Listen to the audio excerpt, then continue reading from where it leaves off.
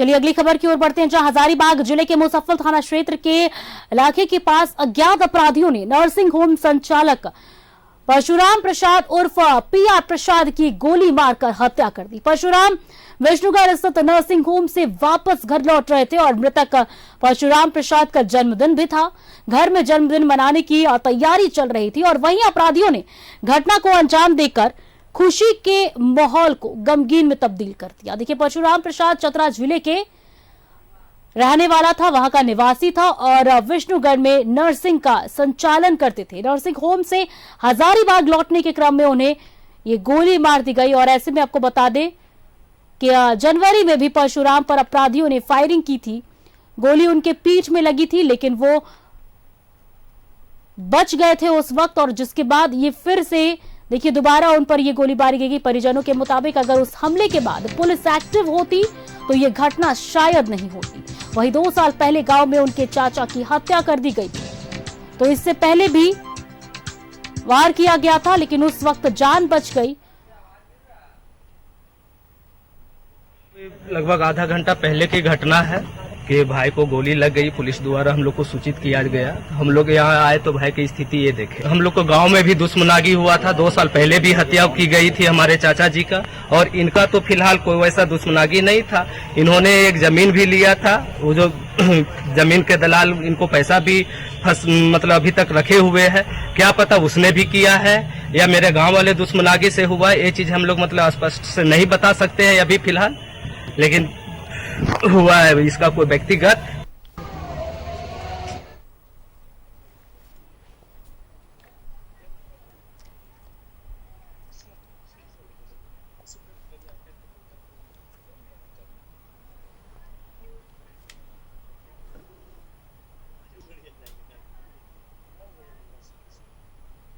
तो इसी खबर पर हमारे सहयोगी फलक सीधे लाइव जुड़े। फलक, देखिए हजारीबाग में नर्सिंग होम के संचालक की देखिए हत्या का मामला सामने आ रहा है, क्या कुछ पूरा मामला है फलक?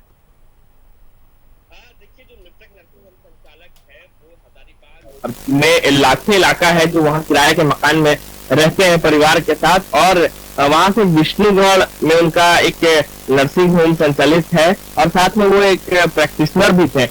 और जिस तरीके से कल वो अपना नर्सिंग होम से सारे काम काज करके लौट रहे थे हजारीबाग, इसी दौरान ठीक इलाके में ही पहले से घात लगाए अपराधियों ने उन पर गोलीबारी करते हैं। गोली उनके चेहरे पर लगती है और जिससे उनके मौके पर ही मौत हो जाती है। लेकिन सवालिया निशान यहाँ खड़ा नहीं होता है पूर्णिमा। सबसे पहले मैं एक बार दर्शकों को ये भी बता दूं कि 8 महीने पूर्व उन पर हमलावरों ने जो है वो गोलियां चलाई थी। हालांकि उस वक्त उनके कमर में गोली लगा था, इलाज के बाद वो स्वस्थ हो गए थे, लेकिन पुलिस अब तक उस पूरे मामले में हमलावरों को नहीं ढूंढ पाई थी। और कल जैसा कि वो विष्णुगढ़ से नर्सिंग होम को कामकाज कंप्लीट करके वो जब लौटे हजारीबाग, इसी दौरान पहले से घात लगाए हमलावरों ने उन पर गोली चला दी और जिससे मौके पर ही उनकी मौत हो गई।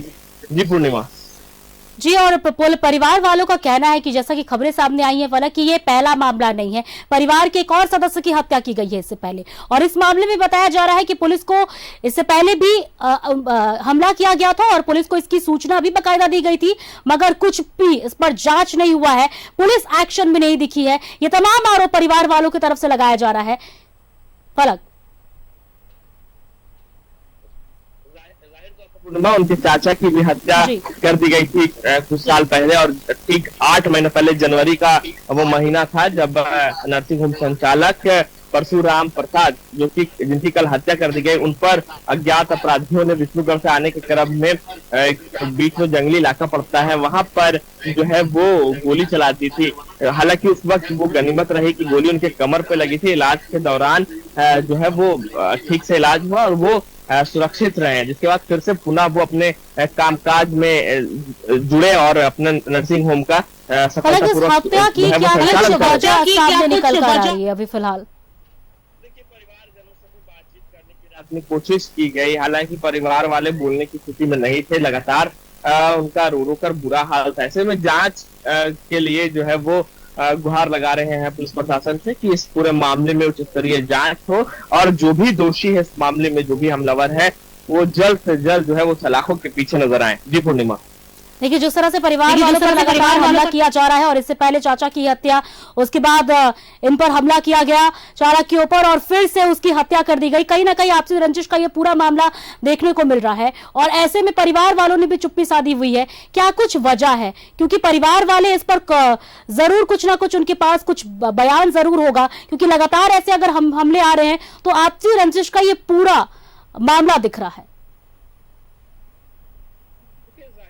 पूर्णिमा, ऐसे जो मामले घटित होते हैं क्योंकि लगातार इन पर भी हमले हो रहे थे, इनके चाचा के भी जो है वो हत्या कर दी गई थी। कहीं ना कहीं इस पूरे मामले में आपसी रंजिश भी हो सकती है। इस पूरे मामले में गुरेज नहीं किया जाता। हालांकि इस पर कुछ भी कहना जल्दबाजी होगा पूर्णिमा। आपकी पुलिस का जांच इसमें हो और जो भी दोषी है उन पर क्या कुछ सामने निकल कर आता है, पुलिस कब तक अपराधियों को पकड़ती है। धन्यवाद आपका तमाम जानकारियों के लिए फलक।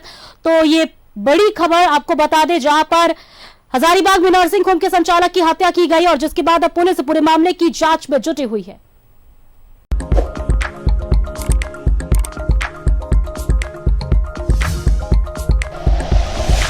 Like and share videos, subscribe करें हमारा चैनल और प्रेस करें बेल आइकॉन। न्यूज़ 11 भारत, सच है तो दिखेगा।